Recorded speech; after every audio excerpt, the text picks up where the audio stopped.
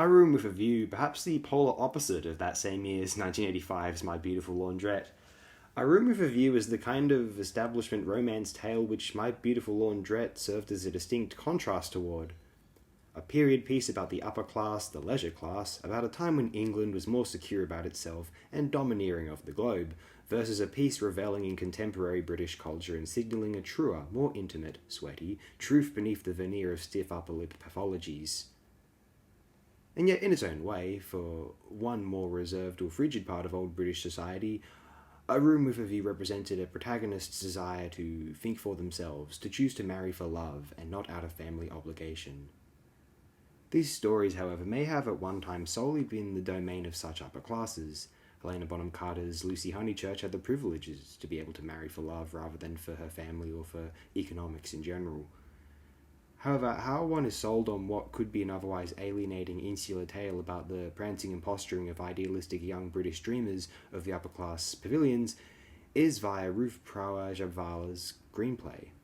It was typical of Jabwala to pen the screenplays for the Merchant Ivory productions, and an American-born director in James Ivory to oversee the actual execution.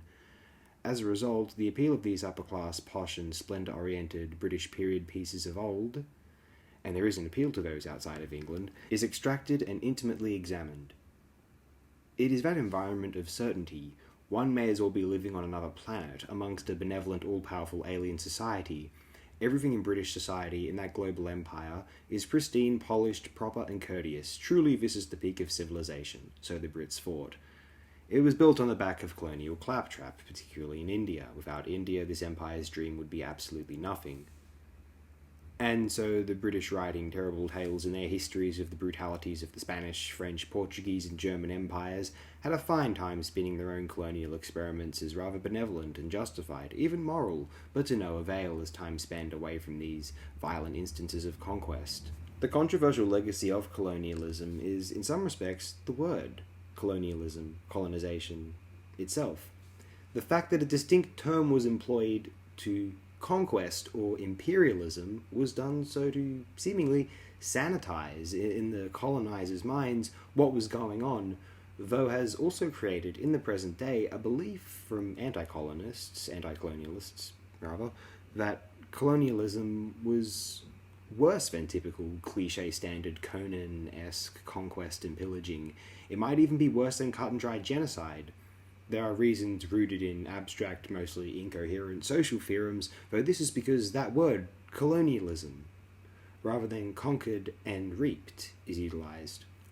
I suppose because colonialism might imply a bludgeoning, a deliberate stamping out of culture via a forceful occupation, which wouldn't in itself make colonialism worse or even wholly different from regular old imperialism and conquest, though technically, perhaps a distinct form of an empire's behaviour.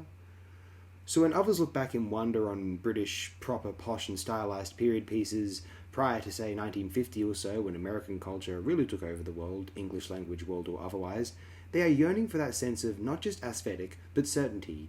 In their case, in England's case, it was a belief that God, king and country were good, and that any subsequent belief in human, or rather British, exceptionalism was in no way, shape or form bad or negative. Now we think of Old England, we think of a brutish empire, the conqueror of India, a pillager of Africa and the Middle East, thief of Greek artifacts, culpable for de facto, at least, genocide of Australian Aboriginals, and of course enabling slave trades whilst enforcing the initial massacres of American natives, wiped out by bullets but especially via infectious disease. Even if the British had never fired a shot, unfortunately the New World suffered immensely, insurmountably, from their arrival.